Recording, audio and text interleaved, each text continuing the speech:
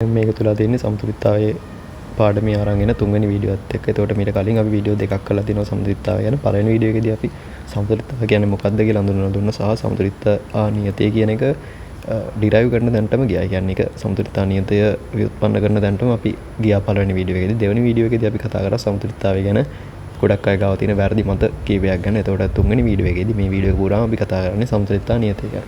ඒ කියන්නේ සමතුලිතතා නියතයෙන් කියවෙන්නේ මොකක්ද සහ සමතුලිතතා නියතය සම්බන්ධ වැදගත් කරුණු කීපයක් ගැන තමයි මේ වීඩියෝ එක පුරාවටම අපි කතා කරන්නේ.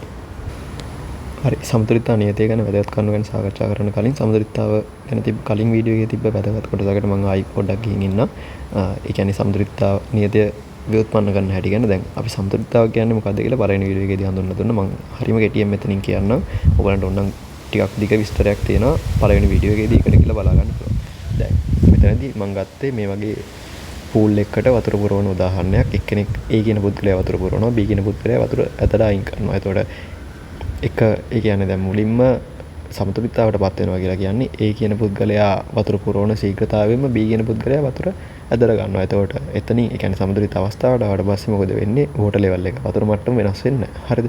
ඒක තමයි සමතුලිතතාව අඳුර ගන්න පුළුවන් එක ලක්ෂණයක්. ඒ කියන්නේ අතරම ලක්ෂණ දෙකක් එතන තියෙනවා. පළවෙනි එක තමයි ඒ කියන්නේ A කියන පුද්ගලයා වතුර පුරවන ශීඝ්‍රතාවයයි B කියන පුද්ගලයා වතුර අදර ගන්න ශීඝ්‍රතාවය දෙක සමානයි. ඒ කියන්නේ ශීඝ්‍රතාව දෙක සමාන වෙනවා. ඒක ප්‍රතික්‍රියාවක නම් මොකද වෙන්නේ? ඉදිරි ප්‍රතික්‍රියාවේ ශීඝ්‍රතාවය ආපසු ප්‍රතික්‍රියාවේ ශීඝ්‍රතාවයට සමාන වෙනවා. සහ ඒ වෙලාවේදී සමතුලිතතාවයටපත් වුණාට පස්සේ ප්‍රතික්‍රියකවලත් ප්‍රතිඵලවලවත් සාන්ද්‍රණ වෙනස් වෙන්නේ නැහැ. ඒතර අන්නේ ලක්ෂණ දෙක තමයි අපි සමතුලිතතාව අඳුර ගන්න පාවිච්චි කරන්නේ. එතනින් කියපු පළවෙනි ලක්ෂණය පාවිච්චි කරලා තමයි අපි සමතුලිතතා නියතය ව්‍යුත්පන්න කරන්නේ අත්‍තරම. ඒ කියන්නේ ඉදිරි ප්‍රතික්‍රියාවේ ආපසු ප්‍රතික්‍රියාවේ ප්‍රතික්‍රියා ශීඝ්‍රතාවය සමාන වෙනවා සමතුලිතතාවට ආවට පස්සේ.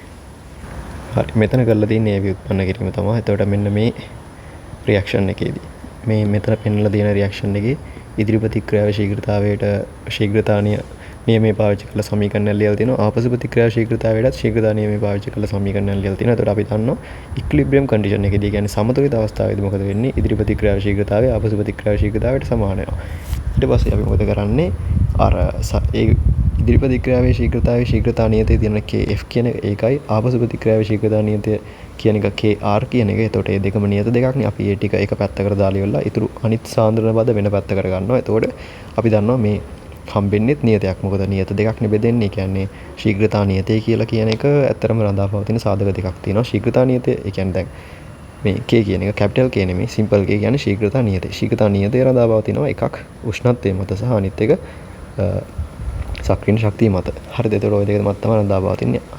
දැන් එතනදිත් අර සක්‍රීය ශක්තිය මත බලපෑම කියන එක මේකදී කැන්සල් වෙනවා. මොකද ඉදිරි ආපසු ප්‍රතික්‍රියාවල දෙකේම සක්‍රීය ශක්ති බාධක එකයිනේ. එතකොට ඒ කන්ඩිෂන් එක මෙතනදී කැන්සල් වෙනවා. ඒ කියන්නේ ඒ මත රඳාපවතින්නේ නැහැ මේ කැපිටල් K කියන එක. මොකද KF KR දෙකේම එක හින්දා ඒක කැපිලා යනවා. හැබැයි ටෙම්පරේචර් එක මත KF සහ KR රඳාපවතිනවා. ඒ නිසා මොකද වෙන්නේ? කැපිටල් K ඒ කියන්නේ සමතුලිතතා නියතය කියන එකත් අනිවාර්යයෙන්ම ටෙම්පරේචර් එක මත ඒ කියන්නේ උෂ්ණත්වය මත විතරයි රඳාපවතින්නේ. එතකොට සමතුලිතතා නියතයට අපිට මෙතනින් එන ප්‍රකාශනය තමයි ඉදිරි ප්‍රතික්‍රියාවේ ශීඝ්‍රතා නියතය බෙදීම පසු ප්‍රතික්‍රියාවේ ශීඝ්‍රතා නියතය කියලා එකක් වෙනවා. අනිත් එක සාන්ද්‍රණ පද වලින් ගත්තොත් එහෙම ප්‍රතිඵලවල සාන්ද්‍රණ එයාගේ ස්ටොයිකියෝමීතිය සංගුණකවල බලයට නංවලා ලියන්න ඕනේ. ඒක බෙදන්න ඕනේයි ප්‍රතික්‍රියකවල සාන්ද්‍රණ ස්ටොයිකියෝමීතික සංගුණකවල බලයට නංවලා ලියුවා. මේ කියන්නේ අතරම සාන්ද්‍රණ අතර අනුපාතයක්. සමතුලිතතා නියතය කියලා කියන්නේ සාන්ද්‍රණ අතර අනුපාතය. ඒ කියන්නේ ප්‍රතිඵල සහ ප්‍රතික්‍රියක අතර සාන්ද්‍රණ අතර අනුපාතයක්. ඒ සාන්ද්‍රණ යාගොල්ලන්ගේ ස්ටොයිකියෝමීතික සංගුණකවල බලයට නංවලා ලිව්වට පස්සේ. හරි, අපි දැන් උදාහරණයක් විදිහට මේ රියැක්ෂන් එක බලමු. මේ තියෙන්නේ N2 ගෑස් H2 ගෑස් ප්‍රතික්‍රියා කරලා ඇමෝනියා ගෑස් හදන ප්‍රතික්‍රියා. N2 වායුවයි H2 වායුව ප්‍රතික්‍රියා කරලා ඇමෝනියා හදන ප්‍රතික්‍රියා. එතකොට මේකේ ඔක්කොම තියෙන්නේ වායුමය සංඝටක විතරයි. හරිද? එතකොට අපි මේකේ K ඒ කියන්නේ ඉක්විලිබ්‍රියම් කොන්ස්ටන්ට් එහෙම නැත්නම් සමතුලිතතා නියතය ලියනවා නම් ඒක ලියන්න පුළුවන් ක්‍රම දෙකක් තියෙනවා. ඇත්තටම එක වායුමය පදයක් හරි තියෙනවා නම් අපි මේක KP ඇසුරෙන් ලියන්නත් පුළුවන්. ඒ කියන්නේ පීඩන ඇසුරෙන් සමතුලිතතා නියතය ලියන්නත් පුළුවන්. සාන්ද්‍රණ ඇසුරෙන් ලියන්නත් පුළුවන්. හරි, මම ඉස්සෙල්ලාම සාන්ද්‍රණ ඇසුරෙන් ලියන්න. සාන්ද්‍රණ ඇසුරෙන් ලියන නිසා මේ කැපිටල් K ගාවට අපි සබ්ස්ක්‍රිප්ට් එකක් විදිහට C කියලා දානවා. හේතුව මේ සමතුලිතතා නියතය අපි ප්‍රකාශ කරන්නේ සාන්ද්‍රණ පද ඇසුරින්. හරි. එතකොට මම කිව්වේ මොකද්ද සමතුලිතතා නියතය වෙන්නේ? ප්‍රතිඵලවල සාන්ද්‍රණ බෙදන්න ඕනේ ප්‍රතික්‍රියකවල සාන්ද්‍රණය. හැබැයි ඒගොල්ලන්ගේ ස්ටොයිකියෝමීතික සංගුණකවල බලයට නංවල. ප්‍රතිඵල විදියට මෙතන තියෙන්නේ ඇමෝනියා ගෑස් ඒකේ සාන්ද්‍රණයේ වර්ගය එනවා. ඊට පස්සේ ප්‍රතික්‍රියක විදියට තියෙනවා N2 ගෑස් ගේ සාන්ද්‍රණය, ඊට පස්සේ H2 ගෑස් වල සාන්ද්‍රණයේ තුන්වෙනි බලය. ඕක තමයි එන්නේ එයාගේ සමතුලිතතා නියතයට සාන්ද්‍රණ පද ඇසුරින් ලිව්වා. හරි. හැබැයි ඕකට ආදේශ කරද්දී තව එක දෙයක් ඔයගොල්ලෝ දැනගන්න ඕනේ. හැමතිස්සෙම මේ සාන්ද්‍රණ කියන්නේ මොකක්ද? අපි මෙතන මෙන්ෂන් කරේ නැති වුණාට ඇත්තටම මේ සාන්ද්‍රණ කියලා කියන්නේ ඒගොල්ලන්ගේ සමතුලිත සාන්ද්‍රණ. ඒක තමයි මේ ඉක්විලිබ්‍රියම් කියලා කිව්වේ. ඉක්විලිබ්‍රියම් කන්සන්ට්‍රේෂන්ස් තමයි දාන්න ඕනේ. ඒ කියන්නේ සමතුලිත සාන්ද්‍රණ තමයි හැමතිස්සෙම ආදේශ කරන්න ඕනේ. සමතුලිතතා නියතේ හොයද්දී. මොකද සමතුලිත සාන්ද්‍රණ කියන්නේ වෙනස් වෙන්නේ නැහැ. සමතුලිතතාවට පත් වුණාට පස්සේ ඒ කියන්නේ යම්කිසි බලපෑමක් කරනකම්ම වෙනස් වෙන්නේ නැහැ. හරිද? කාලයත් එක්ක වෙනස් වෙන්නේ නැහැ. ඊළඟ එක තමයි අපි මේ කතා කරන වායුමය ප්‍රතික්‍රියාව අනිවාර්යෙන් සංවෘත පද්ධතියකනේ වෙන්න ඕනේ. හේතුව තමයි මේක සමතුලිතතාවයට පත් වෙන ප්‍රතික්‍රියාවක්. ඉතින් සමතුලිතතාවයක් ගැන කතා කරන්න බෑ අපිට සමතුලිත මේ සංවෘත පද්ධතියක් නැත්තම්. හරිද? එතකොට අපි දන්නවා පරිපූර්ණ වායු සමීකරණය PV සමානයි nRT. එතකොට මේක මේ V මේ පැත්තට දැම්මොත් එහෙම එන්නේ n බෙදීම V RT කියලා. එතකොට අපි දන්නවා n බෙදීම V කියලා කියන්නේ මෞලිකාන් පරිමාණ බෙදුවම අපිට එන්නේ සාන්ද්‍රණය. හරිද? එතකොට P සමානයි C RT කියලා අපිට ගන්න පුළුවන්. එතකොට මේ අපි සලකන්නේ නියත උෂ්ණත්වයක් නම් R කියන්නේ කොහොමත් නියතයක්, T නියත නම් අපිට කියන්න පුළුවන් පීඩනයේ අනුලෝම සමානුපාතිකයි සාන්ද්‍රණයට කියලා. අන්න ඒ නිසා මොකද වෙන්නේ? අපිට පුළුවන් මේ සාන්ද්‍රණ පද ඇසුරෙන් ලියපු සමතුලිතතා නියතේම පීඩන පද ඇසුරෙන් ලියන්න. එතකොට අපි ඒකට කියනවා Kp කියලා. එතකොට ඒකත් අර වගේම සමතුලිතතා නියතයක්. ඒකෙදි අපි ඒක පෙන්වන්නේ Kp කියලා P අකුර සබ්ස්ක්‍රිප්ට් විදියට ලියනවා. මොකද ඒකෙන් තමයි ඉන්ඩිකේට් කරන්නේ මේක ලියලා තියෙන්නේ පීඩන පද ඇසුරෙන්. ඒ කියන්නේ සමතුලිතතා නියමෙම තමයි ඒක ලියලා තියෙන්නේ පීඩන පද ඇසුරෙන්. එතකොට මේකෙදි අර කලින් කිව්වේමයි ගන්න. ඒ කියන්නේ කලින් අපි ගත්තේ උඩට ඒ කියන්නේ සාන්ද්‍රණ අතර අනුපාතයක් විදියට. මෙතනදී අපි ගන්නේ ඒගොල්ලන්ගේ ආංශික පීඩන වල අනුපාතයක්. ඒ කියන්නේ ප්‍රතිඵලවල ආංශික පීඩන බෙදන්න ඕනේ ප්‍රතික්‍රියක වල ආංශික පීඩන. හැබැයි ඒ වගේ ස්ටොයිකියමැටික් සංගණක වල බලයට නංගල. එතකොට මෙතන අපිට ඒක ලියන්න පුළුවන් මේ විදියට PNH3 ගෑස්. ඒ කියන්නේ ඇමෝනියා වායුවේ ආංශික පීඩනය. ඒකේ වර්ගය ගන්න ඕනේ. මොකද ස්ටොයිකියමැටික් සංගණකය දෙක නිසා.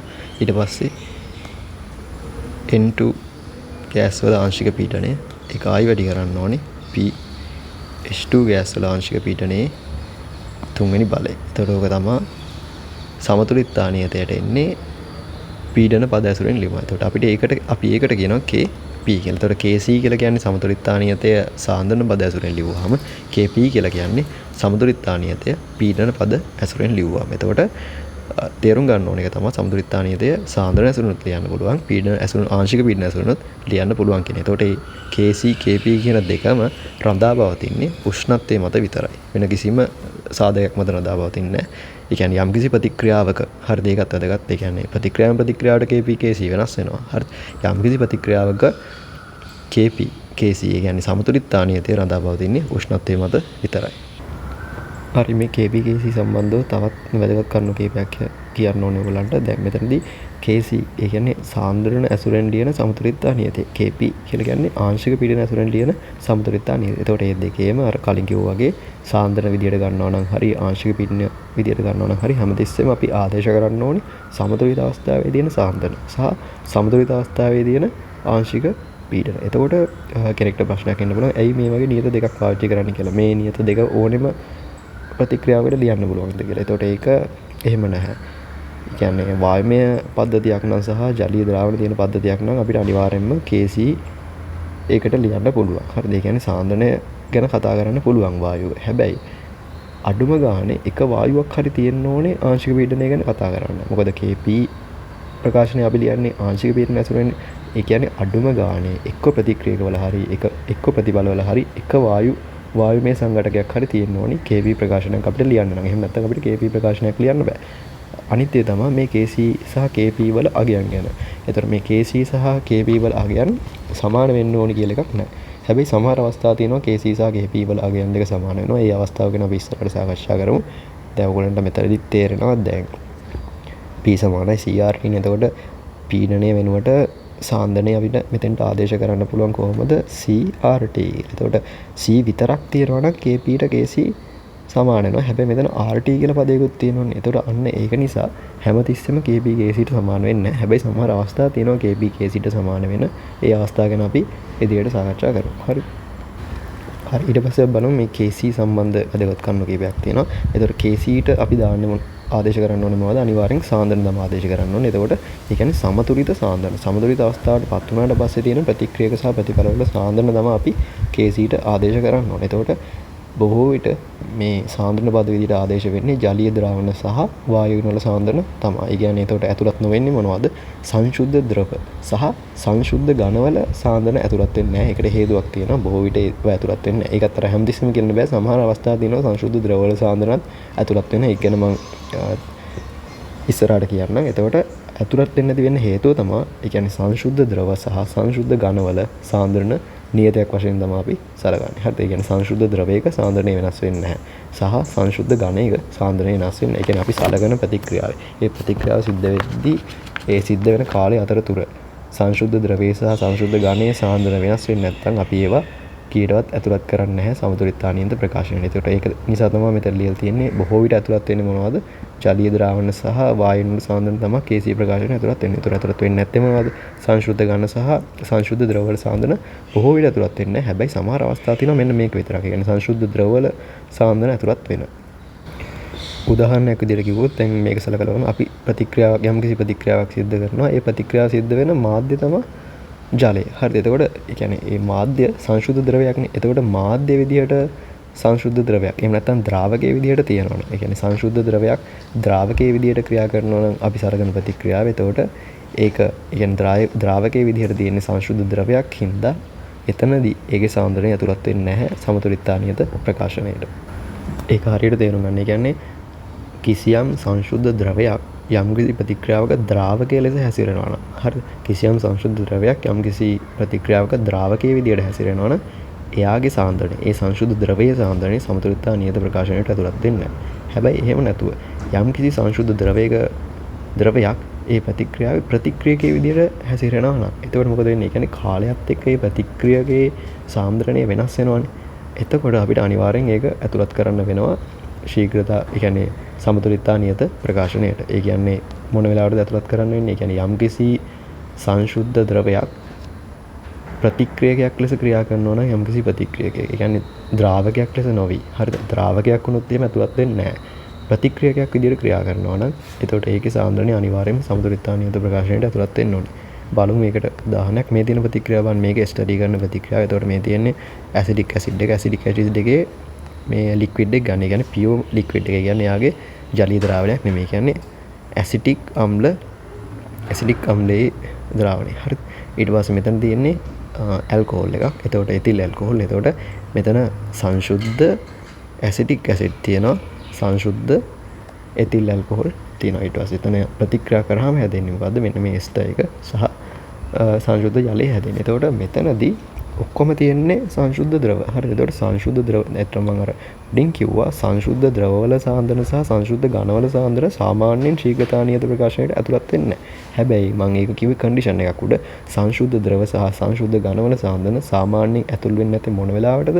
ඒ සංශුද්ධ ද්‍රව ද්‍රාවකයේ ලෙස ක්‍රියා කරනවා. දැන් මෙතනදී ඕගලන්ට පේනවා මේ එකක්වත් ද්‍රාවකයේ විදිහට නෙමෙයි ක්‍රියා කරන්නේ. ඒ කියන්නේ ඇසිඩික් අම්ලයේවත් එතිල් ඇල්කොහොල්වත් ඒ හැදෙන ජලයවත් ඊට පස්සේ එස්ටර් එකවත් ද්‍රාවකයේ විදිහට නෙමෙයි ක්‍රියා කරන්නේ. ඒවා මේ ප්‍රතික්‍රියාවේ ප්‍රතික්‍රියක සහ ප්‍රතිඵල වෙනවා.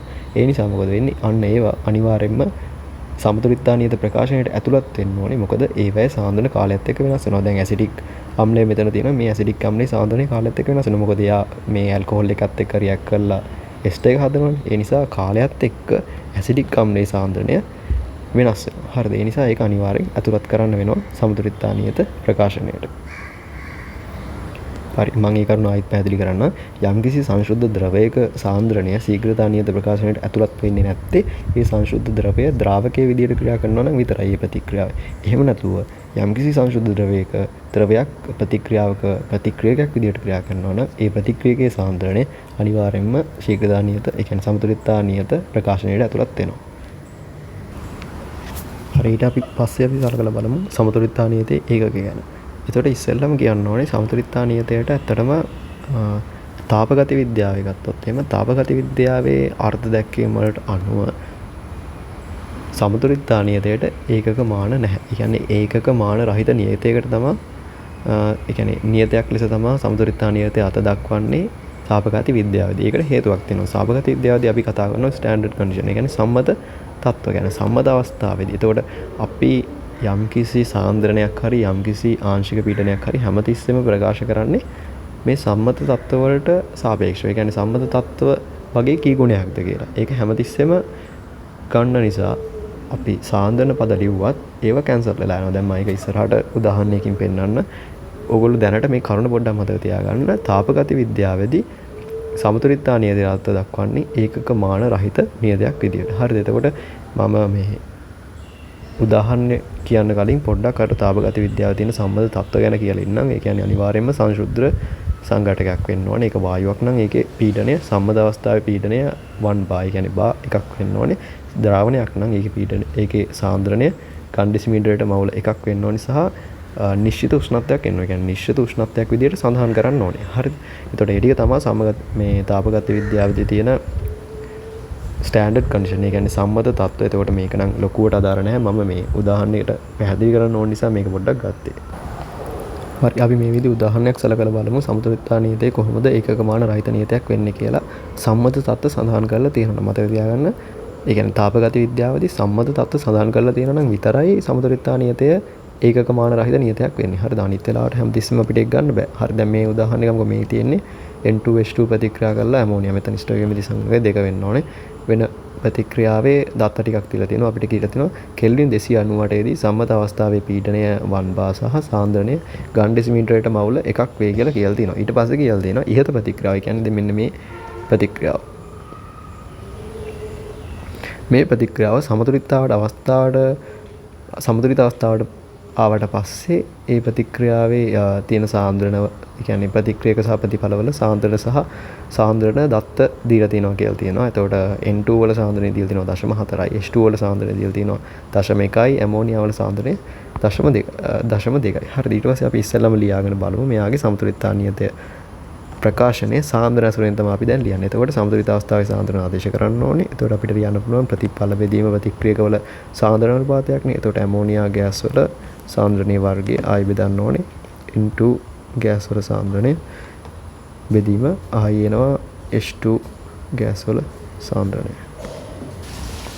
අනිත් එක තමයි මම ඔයගොල්ලන්ට කලින් සඳහන් කළා. මෙතෙන්දී අපි හැමතිස්සෙම ආදේශ කරන්න ඕනද සමතුලිත සාන්ද්‍රණ. හරි. දැන් මේකට ආදේශ කරද්දී ඇමෝනියා වල සාන්ද්‍රණය ආදේශ කරන්න බෑ. දැන් මෙතන සමතුලිතතාවට පත් වුණාට පස්සේ ඇමෝනියා වල සාන්ද්‍රණය දීලා තියෙනවා 0.2යි කියලා. හැමතිස්සෙම ඒ කියන්නේ සම්මත අවස්ථාවේ දත්ත දීලා තියෙනවනේ අපි ඇමෝනියා වල සාන්ද්‍රණය හරි මේ ප්‍රතික්‍රියක වල සාන්ද්‍රණ ප්‍රතිඵල වල සාන්ද්‍රණ මෙන්න මේ ඊතර දාලා තියෙන මේ හැම එකටම අපි මේ දත්ත ආදේශ කරන්න ඕනේ. එයාගේ සම්මත අවස්ථාවකට සාපේක්ෂව. ඒ කියන්නේ සම්මත අවස්ථාවට සාපේක්ෂව සාන්ද්‍රණය කීයද? අනේ නිසා. හරිද? එතකොට අපි මෙතන මෙයාගේ ඇමෝනියා වල සාන්ද්‍රණය අපිට මෙහෙම ලියන්න පුළුවන්. ඇමෝනියා වල සාන්ද්‍රණය සමතුලිතතාවට පත් වුණාට පස්සේ 0.2යි ගන් ඩෙසිමීටරයට මවුල. හරිද? එතකොට ඒක සම්මත අවස්ථාව වගේ කී ගුණයක්. සම්මත අවස්ථාව මොකද්ද? 1 මෝල. ඒක වෙනස් වෙන්නේ නැහැ. සම්මත අවස්ථාව වෙනස් වෙන්නේ නැහැ. කී ගුණයක්ද? ඒක ආයි වැඩි කරන්න. ඒක එයාගේ ගන්න ඕනේ දෙවෙනි බලය. මොකද හේතුව ස්ටෝකියෝමෙට්‍රිය දෙක නිසා. හරිද? ඒ කියන්නේ හැමතිස්සෙම සමතුලිත සාන්ද්‍රණ ආදේශ කරන්න ඕනේ. සම්මත තත්ත්ව දීලා තියෙනවා නම් විතරක් සම්මත තත්ත්ව වලට සාපේක්ෂව. ඒ කියන්නේ සම්මත තත්ත්ව වගේ කී ගුණයක්ද? ඒ කියන්නේ සම්මත අවස්ථාවේ සාන්ද්‍රණය වගේ කී ගුණයක්ද දැන් සාන්ද්‍රණය?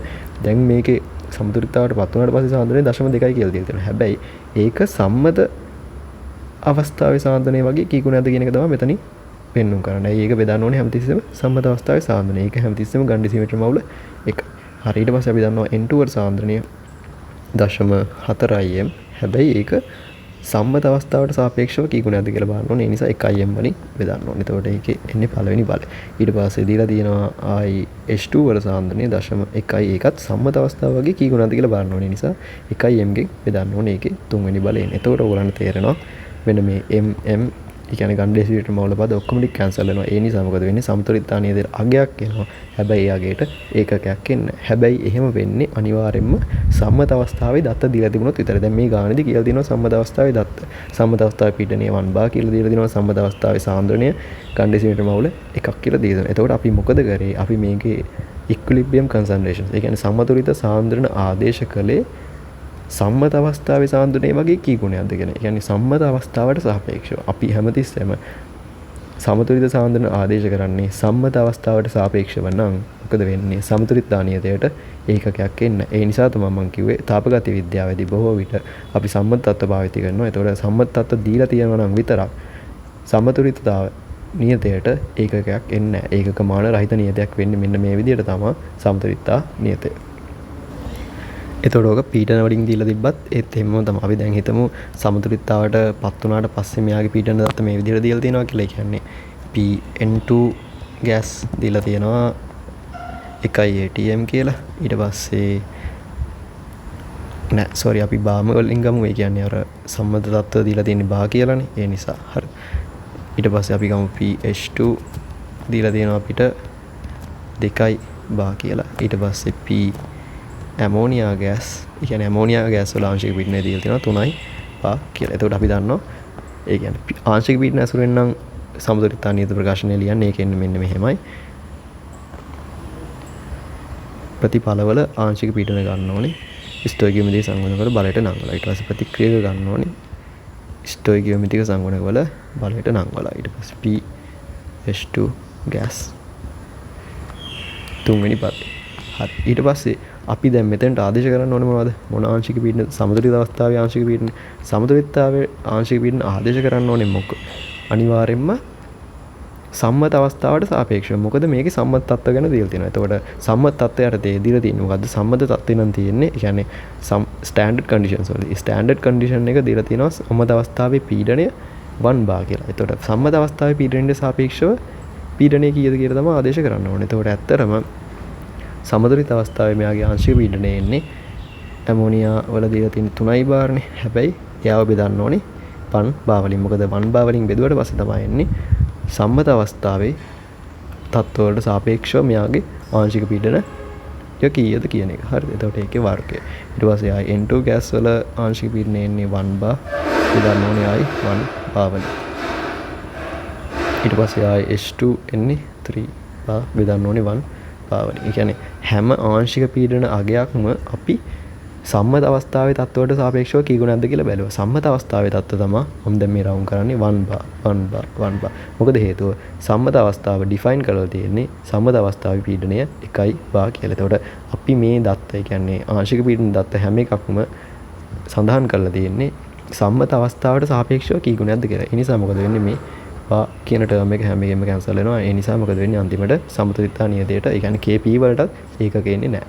එතකොට ඔයගොල්ලන්ට තේරෙනවා KP KC වලට ඒකක එන්නේ නැත්තේ මොන වෙලාවකටද කියලා. KP KC වලට ඒකක එන්නේ නැත්තේ සම්මත අවස්ථාවේ තත්ත්ව සඳහන් කරලා තියෙනවා නම් විතරයි. හරියට ඒක තේරුම් ගන්න. අනිත් හැම අවස්ථාවකම KP KC වලට ඒකක එනවා. ඒ කියන්නේ දැන් සම්මත අවස්ථාවේ තත්ත්ව කියලා මම ගත්තේ මෙන්න මේ කන්ඩෙසිමීටර් මවුල් එකනේ. කන්ඩෙසිමීටර් මවුල් එකනේ. මෙතනත් ගත්ත කන්ඩෙසිමීටර් මවුල් එකනේ. එතකොට ඒක මම ගන්න හේතුව තමයි මෙන්න මෙහෙම වාක්‍යයක් කියලා තිබුණා. 298 දී සම්මත තත්ත්වයේ පවතින පීඩනය 1 බා කියලා තියෙනවා සාන්ද්‍රණය ගන්ඩෙසිමීටර් මවුල් එකක් කියලා කියනවා. ඔන්න ඔය වාක්‍ය මම කපපු වාක්‍ය කියලා තිබුණ නැත්තම් අපිට මෙහෙම පහළ පදයක් ආදේශ කරන්න බෑනේ බෙදීම 1 ගන්ඩෙසිමීටර් මවුල් කියලා. එන්න ඒ වගේ වෙලාවට ඒ කියන්නේ සම්මත තත්ත්ව සඳහන් කරලා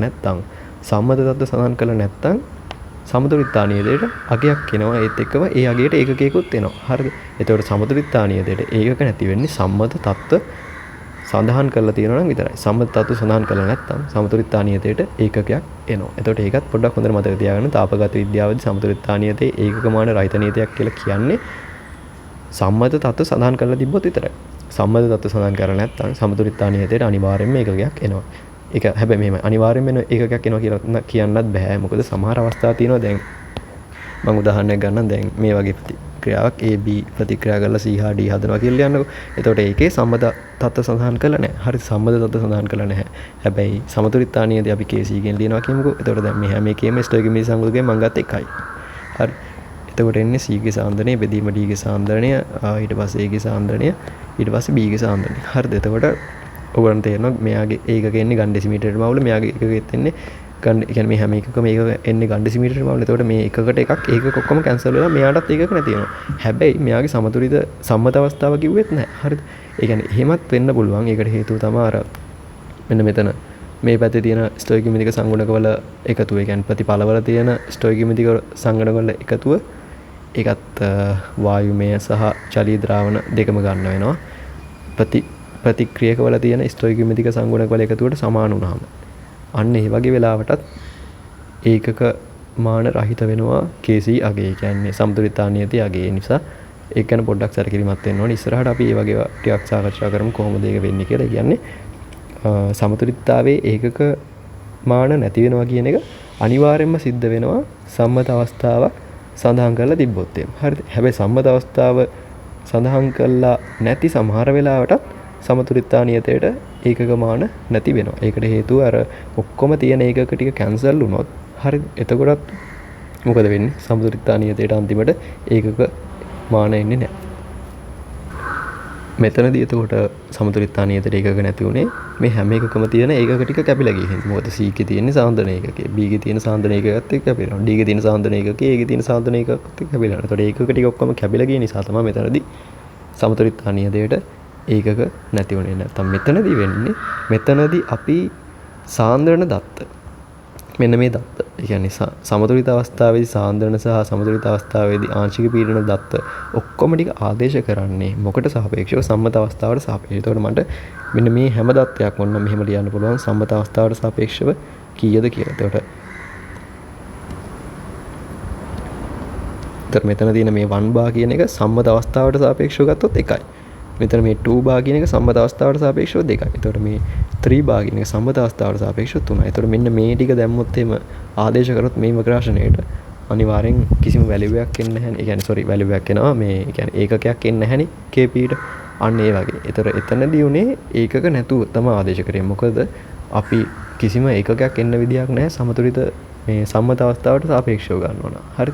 එතකොට මෙතනදී සම්මත අවස්ථාවක් නෙමෙයි. ඒ කියන්නේ සම්මත අවස්ථාව නෙමෙයි නිසා ඒකක එනවා. ඒ එන ඒකක ටික කැන්සල් වෙලා තමයි සමතුලිතතා නියතයට ඒකකයක් නැති වෙන්නේ. හරිද?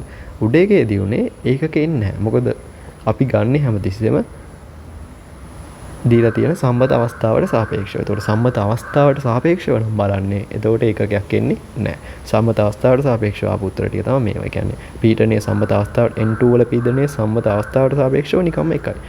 H2 වල පීඩනයේ සම්මත අවස්ථාවට සාපේක්ෂව 2යි. ඇමෝනියා වල පීඩනයේ සම්මත අවස්ථාවට සාපේක්ෂව 3යි. ඒ නිසා මොකද උනේ?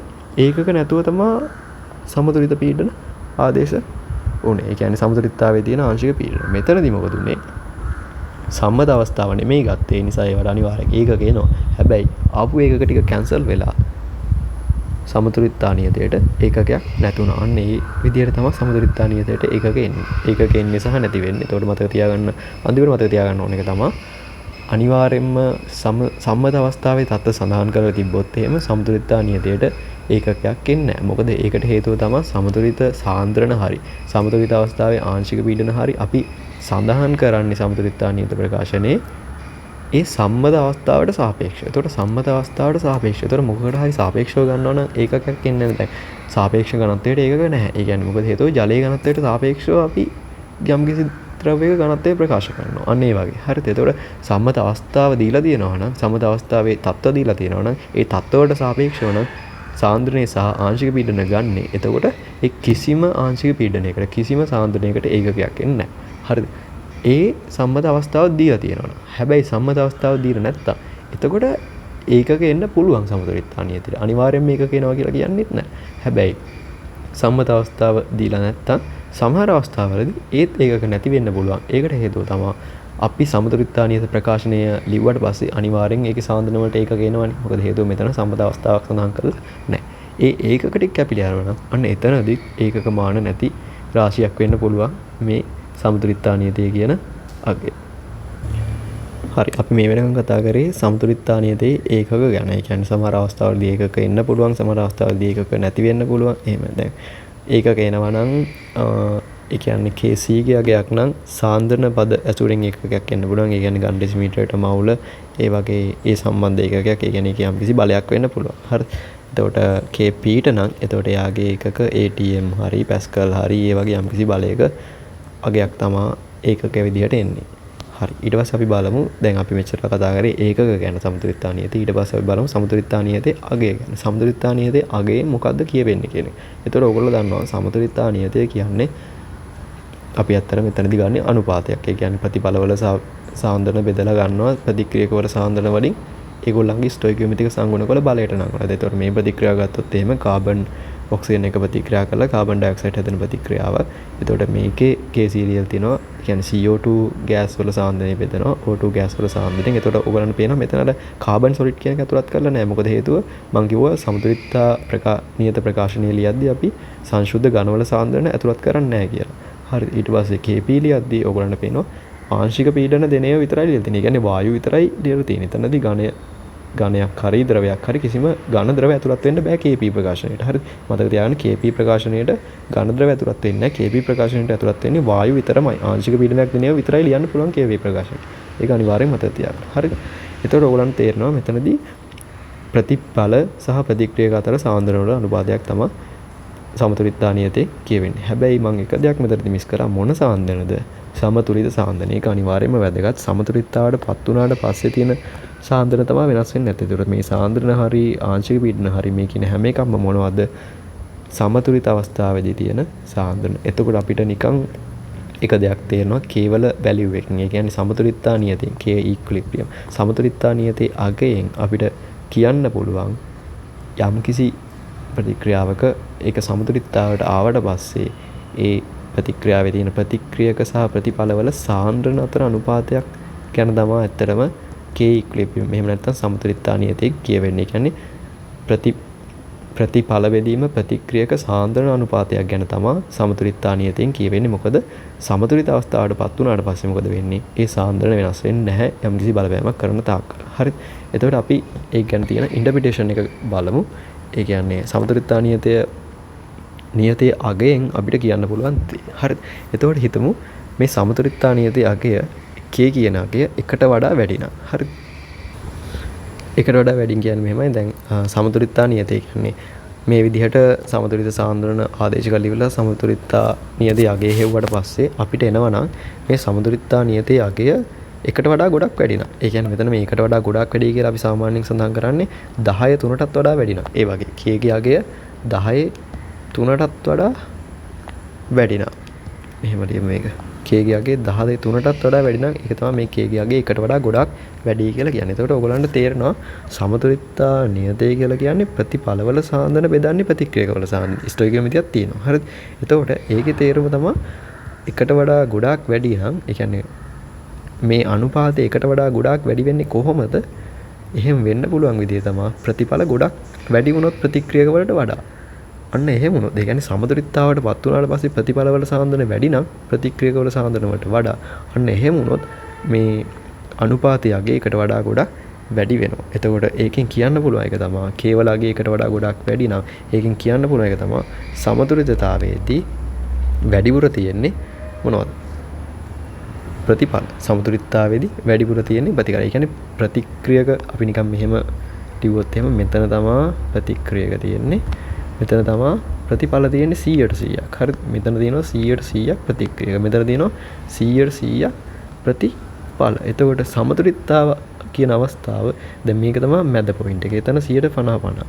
ප්‍රතික්‍රියක 50%යි ප්‍රතිඵල 50%. එතකොට මේක සමතුලිතතාවට පත් වුණාට පස්සේ සාන්ද්‍රණي අපි ආදේශ කරන්නේ සමතුලිතතා නියතයට. එතකොට ඒ අගය ඒ කියන්නේ සමතුලිතතාවයට පත් වුණාට පස්සේ ප්‍රතිඵලවල සාන්ද්‍රණ ප්‍රතික්‍රියකවල සාන්ද්‍රණ වලින් බෙදුවට පස්සේ එන අගය 10 3ටත් වඩා වැඩි. ඒ කියන්නේ එකට වඩා ඉතා ගොඩක් වැඩි නම් ඒකෙන් කියන්න පුළුවන් එක තමයි සමතුලිතතාවට පත් වුණාට පස්සේ වැඩිපුර ප්‍රතිඵල තියෙනවා කියන්නේ. ඒ කියන්නේ සමතුලිතතාවය කියන තැන ඉක්විලිබ්‍රියම් පොයින්ට් එක තියෙන්නේ මෙන්න මේ පැත්තට කිට්ටු වෙන්න. ප්‍රතිඵල වලට කිට්ටුයි මේ සමතුලිතතාවය. හරිද? ඒක අපිට මෙහෙම ලියන්න පුළුවන්.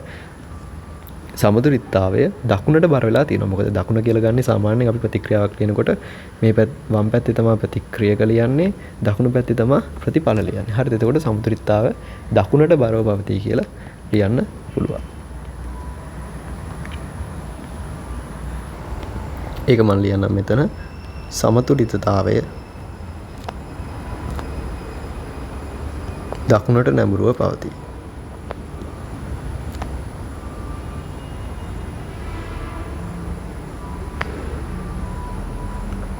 ඒ වගේම සමතුලිතතා නියතයගේ එකට වඩා ගොඩක් වැඩි වෙනවා කියන්නේ සමතුලිතතාවයට පත් වුණාට පස්සේ වැඩිපුර තියෙන මොනවද? ප්‍රතිඵල වැඩි වෙන්න ඕනේ. සමතුලිතතාවයේදී ප්‍රතිඵල වැඩි. ඒක මට මෙහෙම ලියන්න පුළුවන්.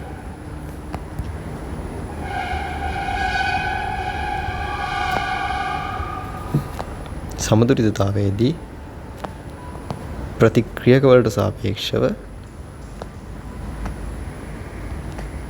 ප්‍රතිඵල වැඩිපුර තියෙනවා කියලා. ප්‍රතික්‍රියක වලට සාපේක්ෂව ප්‍රතිඵල වැඩිපුර පවතී.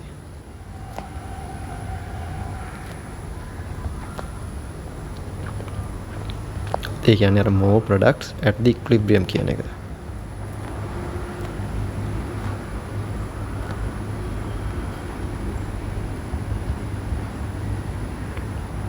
හරිද? එතකොට අන්න ඒක තමයි අපිට මේ සමතුලිතතා නියතයේ අගේ, ඒ කියන්නේ වැලියු එකෙන් කියන්න පුළුවන්. කලින් කතාවේ එකේ ගැන දැන් කතා කරන්නේ සමතුලිතතා නියතයේ වැලියු එක ගැන. එතකොට දැන් තේරෙනවා අපිට සමතුලිතතා නියතයේ අගේ එකට වඩා ගොඩක් වැඩි නේද? එකට වඩා ගොඩක් වැඩි නම් කියලා මම මෙතන අදහස් කරේ 10 3ටත් වඩා වැඩි වගේ නේද? එතකොට සමතුලිතතාවයේ දකුණට නැඹුරු වෙලා තියෙන්නේ. ඒ කියන්නේ සමතුලිතතාවයටපත් වෙනවා. ඒ සමතුලිතතාවයටපත් වුණාට පස්සේ මොකද වෙන්නේ? ඒ සමතුලිතතාවයේ වැඩිපුර තියෙන්නේ ප්‍රතිඵල. එතකොට ඒක තමයි අර මම මුලින් අර මිස්කන්සෙප්ෂන් ගැන කතා කරපු වීඩියෝ එක. කියන්නේ වීඩියෝ අංක 2ේදීත් කිව්වේ සමහර හිතන් ඉන්නවා සමතුලිතතාවයටපත් වුණාට පස්සේ සාන්ද්‍රණ සමාන වෙන්න ඕනේ කියලා. නෑ. සමතුලිතතාවයටපත් වුණාට පස්සේ සාන්ද්‍රණ සමාන නෙමෙයි වෙන්නේ, සාන්ද්‍රණ නියතයි වෙන්නේ. හරිද? ඒ කියන්නේ දැන් මෙතන සමහර සමතුලිතතාව තියෙන්න පුළුවන්. ඒ කියන්නේ ප්‍රතික්‍රියාව සමතුලිතතාවයටපත් වුණාට පස්සේ වැඩිපුර තියෙන ප්‍රතිඵල. සමහර සමතුලිතතාව තියෙන්න පුළුවන්. ඒ ප්‍රතික්‍රියාව සමතුලිතතාවයටපත් වුණාට පස්සේ වැඩිපුර තියෙන ප්‍රතික්‍රියාව. ඒ කියන්නේ සමතුලිතතාවය තමයි හැබැයි වැඩිපුර තියෙන ප්‍රතික්‍රියාව. සමහර ඒවා තියෙන්න පුළුවන් නිකන් සැලකිය යුතු ප්‍රමාණයක් ප්‍රතික්‍රියක ප්‍රතිඵල දෙකම තියෙනවා සමතුලිතතාවයටපත් වුණාට පස්සේ. අපි බලන්නේ අර ඒ කරුණු තුන කොහොමද මේ K වැලියු එකෙන් කියන්නේ කියලා. සමතුලිතතා නියමයේ නියතයේ අගෙන් ඒක කියන්නේ කොහොමද කියලා. හරි. අපි ඊළඟ අවස්ථාව බලමු. අපි සමතුලිත සාන්ද්‍රණ ආදේශ කරලා ඉවරලා සමතුලිතතා නියතයේ හෙව්වට පස්සේ සමතුලිතතා නියතයේ මෙන්න මේ වගේ අගයක් ආවොත්. ඒ කියන්නේ ඉතා කුඩා වුණොත් එකට වඩා. ඉතා කුඩා කියලා මම මෙතන අදහස් කරන්නේ 10 ඍණ 3ටත් වඩා සමතුලිතතා නියතයේ අඩු වුණොත්. මේක මෙහෙම ලියමු 10 ඍණ 3ටත් වඩා සමතුලිතතා නියතයේ අඩු නම් ඒකේ තේරුම තමයි දැන් මම කිව්ව ප්‍රතික්‍රියක ප්‍රතිඵල මෙන්න මෙහිම රේඛාවක මෙහෙම නම් තියෙන්නේ. මෙතන තියෙන්නේ 100%ක් ප්‍රතික්‍රියක. හරිද? 100%ක් ප්‍රතික්‍රියක මෙතන තියෙන්නේ. මෙතන තියෙන්නේ 100 ප්‍රතිඵල 100%ක් ප්‍රතිඵල මෙතන තියෙන්නේ. ඒතර මෙන්න මේ හරිය තමයි අර හරි මැද හරිය වගේ වෙන්න තමයි 50-50 තියෙන්නේ ප්‍රතික්‍රියක ප්‍රතිඵල. එතකොට අපිට දැන් තේරෙනවා K කියලා කියන්නේ මොකද්ද? ප්‍රතිඵල බෙදීම ප්‍රතික්‍රියක සාන්ද්‍රණ අතර අනුපාතයක්. ඕක තමයි K කියලා කියන්නේ. හරිද? එතකොට මේ වගේ ඉතා අඩු වෙනවා නම්, ඒ කියන්නේ 10 ඍණ 3ටත් වඩා අඩු වෙනවා නම් ඒක වෙන්න පුළුවන් විදිය තමයි මේ පහළ තියෙන පදේ ගොඩාක් ලොකුනොත් එහෙම වෙන්න පුළුවන්. මේ පහළ තියෙන පදේ ගොඩාක් ලොකුනොත් K අඩු වෙනවා කියලා ඔයගොල්ලෝ තේරෙනවා. කලින් එකෙත් අර මම මේක ලිව්වේ නැති වුණාට මේ උඩ එකෙන් පැහැදිලි කරා CO2 කියන්නේ ප්‍රතිඵලයක්, ඊට පස්සේ O2 කියලා කියන්නේ ප්‍රතික්‍රියකයක්. එතකොට මෙතන 10 කියන්නේ එකට වඩා ගොඩාක් වැඩි වෙනවා නම් ඒක වෙන්න පුළුවන් විදිය තමයි මෙතන ප්‍රතිඵලවල සාන්ද්‍රණය ගොඩාක් වැඩි වුණොත් K ගියාගේ ගොඩාක් වැඩි වෙනවා. ඒ නිසා තමයි අපි කිව්වේ අර K ගියාගේ ගොඩාක් වැඩි නම් ඒකෙන් කියන්නේ වැඩිපුර, ඒ කියන්නේ සමතුලිතතාවයටපත් වුණාට පස්සේ වැඩිපුර තියෙන ප්‍රතිඵල. හරිද? එතකොට K ගියාගේ ගොඩාක් අඩු නම්, ඒ කියන්නේ 10 ඍණ 3ටත් වඩා ගොඩාක් අඩු නම් ඒකෙන් කියන්න පුළුවන් ඒක තමයි සමතුලිතතාවයටපත් වුණාට පස්සේ වැඩිපුර තියෙන්නේ මොනවද? ප්‍රතික්‍රියක වැඩි. එතකොට මේකත් සමතුලිතතාවයටපත් වෙනවා. හැබැයි මොන වගේ අවස්ථාවකද? මෙන්න මේ වගේ අවස්ථාවක තමයි සමතුලිතතාවයටපත් වෙන්නේ. එතකොට මේක තමයි මෙතනදී ඉක්විලිබ්‍රියම් එක වෙන්නේ. එතකොට මේක ගැන කියන්න පුළුවන් කරුණු මොනවද? සමතුලිතතාවයේදී සමතුලිතතාවය අර කලින් කිව්ව විදිහට වමට දකුණට බර වෙලා තියෙන එකෙන් කියන්න පුළුවන්. දැන් ප්‍රතික්‍රියකනේ වම් පැත්තේ තියෙන. එතකොට මේ ප්‍රතික්‍රියක පැත්තට මේක බරයි. ඒ කියන්නේ සමතුලිතතාවය වමට බරව පවතී.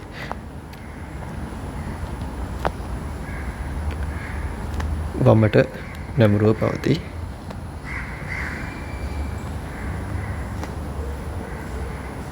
ඒ කියන්නේ මෙතන මම වමට කියන එකෙන් අදහස් කරේ ප්‍රතික්‍රියක වලට කියන එක. හරි.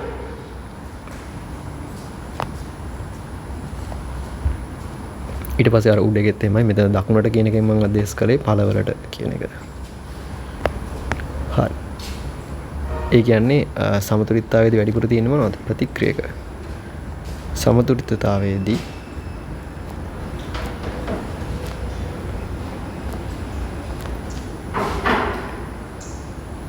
වැඩිපුර ප්‍රතික්‍රියක පවතී.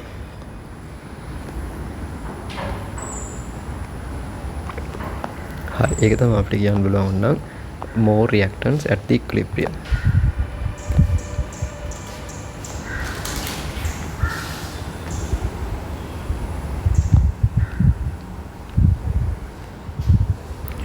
හරි, මට අර කලින් ගියේ තව එක දෙයක් කියන්න බැරි වුණා. දැන් මම කලින් එකට පොඩ්ඩක් ආයෙ යන්නම්. ඒ නිසා දැන් කලින් අපි ඉස්සෙල්ලම කතා කරේ කේවලගේ එකට වඩා වැඩි අවස්ථා. හරි ඉතා වැඩි නම් k වලගේ එකට වඩා වැඩි නම් ඒකේ තේරුම කියන්නේ දැන් ප්‍රතිඵල බෙදීම ප්‍රතික්‍රියක සාන්ද්‍රණ අතර අනුපාතයක් නේ. එතකොට ඒකෙන් කියන්නේ ප්‍රතිඵලවල සාන්ද්‍රණය ගොඩක් වැඩි කියලා ප්‍රතික්‍රියක වලට වඩා වැඩි.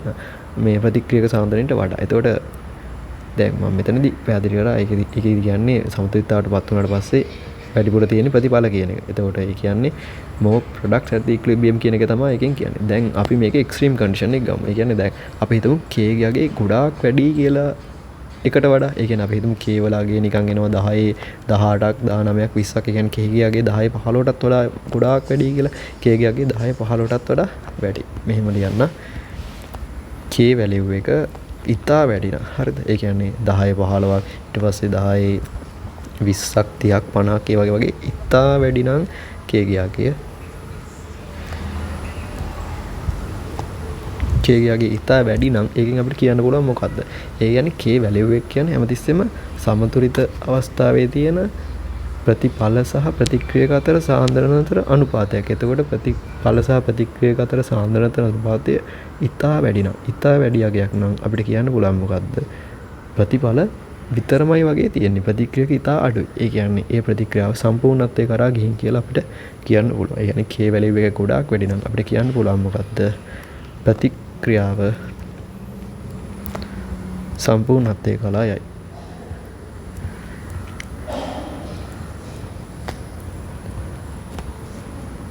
හරිද? ඒ කියන්නේ පොඩි k value එකක් නෙමෙයි තියෙන්නේ. k ගේ value එක 10 15 20 30 50 ඒ වගේ ඉතා විශාල නම්. හරිද? k ගේ value එක ඉතා විශාල නම් ඒකෙන් කියන්නේ ප්‍රතිඵල ගොඩාක් වැඩි. ප්‍රතික්‍රියක ඇත්තෙම නැති තරම්. ඒකෙන් කියන්නේ ප්‍රතික්‍රියාව සම්පූර්ණත්වයේ කරා යනවා කියන එක. හරිද? ඒ වගේම k ගේ value එක. ඒකේ අනිත් පැත්ත ගත්තොත් k ගේ value එක ඉතා අඩු නම්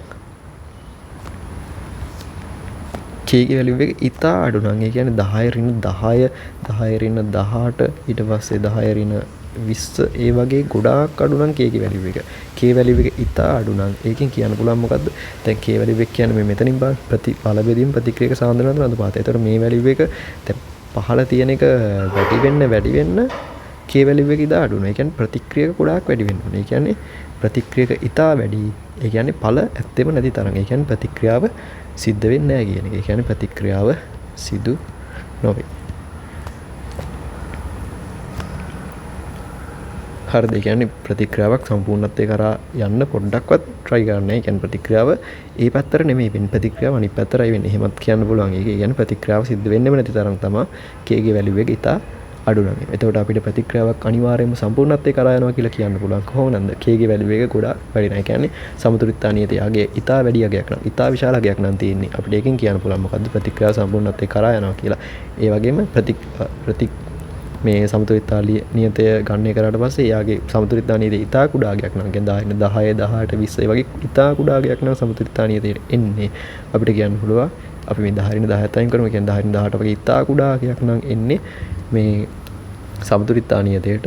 ඒකෙන් කියන්න පුළුවන් මොකද්ද? ප්‍රතික්‍රියාව සිද්ධ වෙන්නේ නැහැ කියන එක. හරි. ඊට පස්සේ අපි බලමු ඊළඟ අවස්ථාව k ගේ value එක අපිට එනවා එකට ආසන්න අගයක්. දැන් මෙතන එකට ආසන්න කියලා මම අදහස් කරන්නේ k ගේ value එක තියෙනවා 10 ඍණ 3 10 ධන 3 අතර. හරි. k ගේ value එක කියන්නේ සමතුලිතතා නියතයේ 10 ඍණ 3යි 10 ධන 3යි අතර වගේ තියෙනවා. ඒකෙන් කියන්නේ මොකක්ද? දැන් අපි කලිනුත් කිව්වා k කියන්නේ ප්‍රතිඵල සහ ප්‍රතික්‍රියක වල සාන්ද්‍රණ අතර අනුපාතයක්. එතකොට ඒ value එක එකට කිට්ටු වෙන්නේ කොහොමද? ඒ value එකකට කිට්ටු වෙනවා මේ ප්‍රතිඵල සහ ප්‍රතික්‍රියක වල සාන්ද්‍රණ ආසන්න වශයෙන් සමාන වෙනවා. මේ අගයන් දෙක සමාන වුණොත් මොකද වෙන්නේ? මේ එන උත්තරේ එකට ආසන්න වශයෙන් එකට කිට්ටු වෙනවනේ. හරි. අන්න ඒ වගේ වෙලාවට අපිට කියන්න පුළුවන් මේකත් අර වගේ chart එකක් ගන්න පුළුවන්. මෙහෙම මෙතන තියෙන්නේ 100ට 100ක් ප්‍රතික්‍රියක. මෙතන තියෙන්නේ 100ට 100ක් ප්‍රතිඵල. ඒතර මේ මැද හරිය තමයි 50-50 ප්‍රතික්‍රියක ප්‍රතිඵල තියෙන්නේ. ඒ කියන්නේ ප්‍රතික්‍රියකයි ප්‍රතිඵලයි නිකන් සැලකිය යුතු අගයක් තියෙනවා සමතුලිතතාවට පත් වුණාට පස්සේ. එතකොට ඒකත් සමතුලිතතාවට එනවා. මොන වගේ තැනකදීද සමතුලිතතාවට එන්නේ? මෙන්න මේ වගේ. ඒ කියන්නේ මේ 150 ලයින් එකට ආසන්නව. ඒ කියන්නේ සැලකිය යුතු ප්‍රමාණයක් ප්‍රතික්‍රියක සහ ප්‍රතිඵල තියෙනවා. අපිට එතකොට අන්න ඒක තමයි k value එකෙන් ගන්න පුළුවන් අදහස. එතකොට පැහැදිලි නේද? ඒ කියන්නේ k ගේ අපි ඉස්සෙල්ලම කතා කළා k ගේ ඒකකය ගැන. ඊට පස්සේ අපි කතා කරා k ගේ අගය ගැන. k ගේ අගයෙන් අපිට ඇත්තටම කියන්න පුළුවන් මොකද්ද? සමතුලිතතාවයේදී තියෙන කම්පොසිෂන් එක ගැන. ඒ කියන්නේ කම්පොසිෂන් එක කියලා මම අදහස් කරේ මෙතන ප්‍රතික්‍රියක ප්‍රතිඵලවල සාපේක්ෂ ප්‍රමාණය. ඇත්තටම k වැලියු එක කියලා කියන්නේ මොකද්ද? ප්‍රතිඵලවල සාන්ද්‍රණ බෙදන්නේ ප්‍රතික්‍රියක වල සාන්ද්‍රණ. හරිද? මම මේ සරලව කිව්වේ අතන මේ වගේ ස්ටොකියෝමෙට්‍රි සංගුණ වල බලයට නම් වල ගන්නවා. ඇත්තටම නිකන් සරලව කිව්වොත් එහෙම k වැලියු එකකින් අදහස් වෙන්නේ මොකද්ද කියලා ප්‍රතිඵලවල සාන්ද්‍රණ සහ ප්‍රතික්‍රියක වල සාන්ද්‍රණ අතර අනුපාතයක් ගැන තමයි k වැලියු එක. එහෙම නැත්නම් සමතුලිතතා නියතය අගයෙන් කියවෙන්නේ. එතකොට ඒකෙන් අපිට කියන්න පුළුවන් එක මොකද්ද? සමතුලිතතාවයටපත් වුණාට පස්සේ පද්ධතියේ තියෙන කම්පොසිෂන් එක, පද්ධතියේ තියෙන සංයුතිය. ඒ කියන්නේ ප්‍රතික්‍රියක කොච්චර ප්‍රමාණයක් සාපේක්ෂව තියෙනවද ප්‍රතිඵල වලට සාපේක්ෂව. ඒ කියන්නේ ප්‍රතික්‍රියක ප්‍රතිඵල සාපේක්ෂව කොච්චර ප්‍රමාණයක් තියෙනවද කියන එක තමයි k වැලියු එකෙන් අපිට ගන්න පුළුවන් භෞතික අදහස. හරිද? ඒක තමයි k වැලියු එකේ අදහස. එතකොට අපි ඒකෙන් කතා කරා අවස්ථා තුනක් ගැන. k වැලියු එක එකට වඩා ඉතා වැඩි නම් මෙතන එකට වඩා ඉතා වැඩි කියලා කියන එකෙන් අදහස් කරේ 10 3ටත් වඩා වැඩි නම් වගේ. ඒකෙන් කියන්න පුළුවන් මොකද්ද? ඒ කියන්නේ ඵල බෙදීම ප්‍රතික්‍රියකනේ. ඒ කියන්නේ ප්‍රතිඵල වැඩි වෙන්න ඕනේ. ප්‍රතිඵල ගොඩක් වැඩි ප්‍රතික්‍රියක වලට වඩා. ඒ කියන්නේ සමතුලිතතාවයටපත් වුණාට පස්සේ මොකද වෙන්නේ? ප්‍රතිඵල ඒ කියන්නේ සමතුලිත අවස්ථාවේදී ප්‍රතිඵල වැඩි ප්‍රතික්‍රියක වලට වඩා. සහ ඒකෙන් අපිට කියන්න පුළුවන් සමතුලිතතාවයේ තියෙන දකුණට නැඹුරු වෙලා. හරි. සමතුලිතතාවයේ තියෙන දකුණට නැඹුරු වෙලා. තව ඒක එක්ස්ට්‍රීම්ස් කන්ඩිෂන් එක ගන්නත් මේ කියන්නේ k වැලියු ඉතා වැඩි නම් k වල අගය. ඒ කියන්නේ 10 15 10 20 ඒ වගේ ඉතා වැඩි නම් k වල අගයට k වල වැලියු එක. ඒකෙන් අපිට කියන්න පුළුවන් සම්පූර්ණයෙන්ම වගේ ප්‍රතික්‍රියාව තියෙන්නේ මොනවද? පද්ධතිය තියෙන්නේ ප්‍රතිඵල විතරයි. ප්‍රතික්‍රියක ඇත්තෙම නැති තරම්. ඒ නිසා අපිට ඒ වගේ අවස්ථාවකට කියන්න පුළුවන් ප්‍රතික්‍රියාව සම්පූර්ණත්වයට කරා ගිහිල්ලා. එතකොට ප්‍රතික්‍රියාවක් සම්පූර්ණත්වයට කරා ගියොත් මොකද වෙන්නේ? ප්‍රතික්‍රියක සම්පූර්ණයෙන්ම ඉවර වෙලා ප්‍රතිඵල විතරනේ එන්නේ. අන්න ඒ වගේ අවස්ථාවකදී තමයි k වලට ඉතා ලොකු වැලියු එකක් එන්නේ. හරි. ඊට පස්සේ ගත්ත ඊළඟ කන්ඩිෂන් එක තමයි k වලගේ ඉතා අඩු නම්. k වලගේ ඉතා අඩු වෙන්නේ කොහොමද? ප්‍රතික්‍රියකට සාන්ද්‍රණ ගොඩාක් වැඩි වුණොත් තමයි k වලගේ අඩු වෙන්නේ. දැන් මෙතන ඉතා k වලගේ එකට වඩා අඩුයි කියන කන්ඩිෂන් එක මම ගත්තේ සාමාන්‍යයෙන් 10 3ටත් වඩා k වලගේ අඩු නම්. එතකොට මොකද වෙන්නේ? ප්‍රතිඵල නෙමෙයි වැඩි වෙන්න ඕනේ, ප්‍රතික්‍රියක තමයි වැඩි වෙන්න ඕනේ. හරිද? එතකොට තමයි k වලගේ 10 3ටත් වඩා අඩු වෙන්නේ. ඒකෙන් අපිට කියන්න පුළුවන් ප්‍රතික්‍රියාව සමතුලිතතාවයටපත් වෙනවා. හැබැයි සමතුලිතතාවයේ තියෙන්නේ වමට බර වෙලා. ඒ කියන්නේ ප්‍රතික්‍රියක පැත්තට බර වෙලා තමයි සමතුලිතතාවයේ තියෙන්නේ. ඒකෙත් එක්ස්ට්‍රීම් කන්ඩිෂන් එක ගත්තොත් මේ තියෙන්නේ මේක. ඒ කියන්නේ k ගේ ඉතා අඩු නම්, ඒ කියන්නේ 10 ඍණ 18 10 ඍණ 20 10 ඍණ 15 ඒ වගේ ඉතා අඩු නම් k වල අගේ. ඒකෙන් කියන්නේ මොකද්ද? ප්‍රතික්‍රියාව ඒ දිශාවට සිද්ධ වෙන්නේ නැහැ. ඒ කියන්නේ ඉදිරි දිශාවට ප්‍රතික්‍රියාව වෙන්නේ නැහැ. ඒ කියන්නේ ප්‍රතික්‍රියාව අනිත් පැත්තට වෙනවා. හරිද? ඉදිරි දිශාවට වෙන්නේ නැහැ කියන එක තමයි එකෙන් කියන්න පුළුවන්. එහෙම නැත්නම් k වලට තියෙන්නේ එකට ඉතා ආසන්න අගයක් නම්. එකට ඉතා ආසන්න අගයක් කියලා මම මෙතෙන්දි ගත්තේ 10 ඍණ 3යි 10 ඍණ 10යි ධන 3යි අතර අගයක් නැහැ. කියන්නේ අපි හිතමු k වලගේ 13යි 18යි ඒ වගේ අගයක් ආවා කියලා. හරිද? ඒ වගේ අගයක් kට ආවොත් එකකින් කියන්නේ ප්‍රතික්‍රියක සහ ප්‍රතිඵල සැලකිය යුතු සාන්ද්‍රණ වලින් සමතුලිතතාවයේදී තියෙනවා. ඊට පස්සේ අපි කම්පොසිෂන් එක ගැන ගත්තොත් එම් ප්‍රතික්‍රියක සහ ප්‍රතිඵල අර 50-50 ලයින් එක තියෙනවානේ ප්‍රතික්‍රියක ප්‍රතිඵල. අන්න ඒකට ආසන්නයේ තමයි සමතුලිතතාවයටපත් වෙන්නේ මේ වගේ ප්‍රතික්‍රියාවක්. ඒතකොට ඒ වගේ ප්‍රතික්‍රියාවක ලක්ෂණය මොකද්ද? k වැලියු එක එකට ආසන්නයි. එකට ආසන්නයි කියලා කියන්නේ 10 ඍණ 3යි 10 ධන 3යි අතර තමයි අතරමැදි අගයක් තමයි kට එන්නේ. හරිද? එතකොට මේක තමයි අපිට ගන්න පුළුවන් සමතුලිතතාවයේ අගයෙන් අපිට කියව ගන්න පුළුවන් එක. එතකොට ඒක හරියට තේරුම් ගන්න. ඇත්තටම සමතුලිතතාවයේ අගයෙන් අපිට ගන්න පුළුවන් මොකද්ද? සමතුලිතතාවයටපත් වුණාට පස්සේ ප්‍රතික්‍රියක සහ ප්‍රතිඵලවල සංයුතිය ගැන අදහසක් අපිට ගන්න පුළුවන්. හරි. අපි ඊට පස්සේ ඊළඟ වීඩියෝ එකෙන් මේ සමතුලිතතාවයේ ගැන තව පොඩි වැදගත් කරුණු ටිකක් තියෙනවා. ඒ ටික සාකච්ඡා කරමු. මේ වීඩියෝ එක මෙතනින් එන අපි නවත්තමු.